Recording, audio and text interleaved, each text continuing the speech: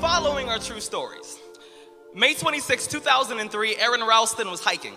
A boulder fell on his right hand. He waited 4 days. Then he amputated his own arm with a pocket knife.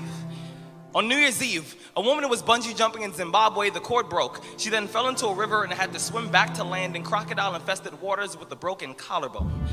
Claire Champlin was smashed in the face by a 5-pound watermelon being propelled by a slingshot. Matthew Brobus was hit by a javelin. David Striegel was punched in the mouth by a kangaroo.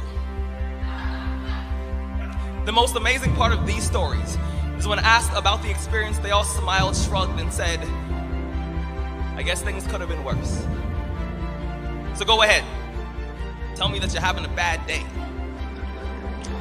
Tell me about the traffic. Tell me about your boss. Tell me about the job you've been trying to quit for the past 4 years. Tell me the morning is a townhouse burning to the ground. Tell me the snooze button is a fire extinguisher. Tell me the alarm clock stole the keys to your smile, drove it into 7 a.m. and the crash totaled your happiness. Tell me how blessed are we to have tragedy so small it can fit on the tips of our tongues. You see, when Evan lost his legs, he was speechless. When my cousin was assaulted, she didn't speak for 48 hours. When my uncle was murdered, we had to send out a search party to find my father's voice. Most people have no idea that tragedy and silence have the exact same address. When your day is a museum of disappointments hanging from events that were outside of your control.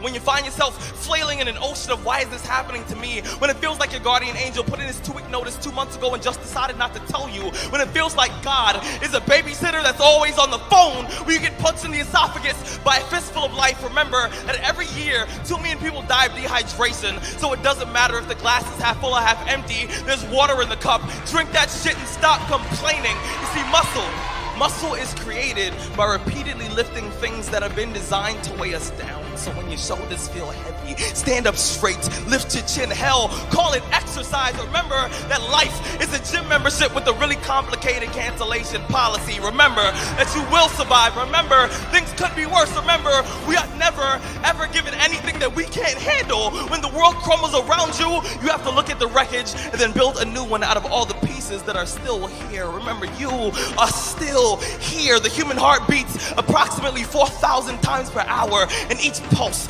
each throb, each palpitation is a trophy engraved with the words, you are still alive.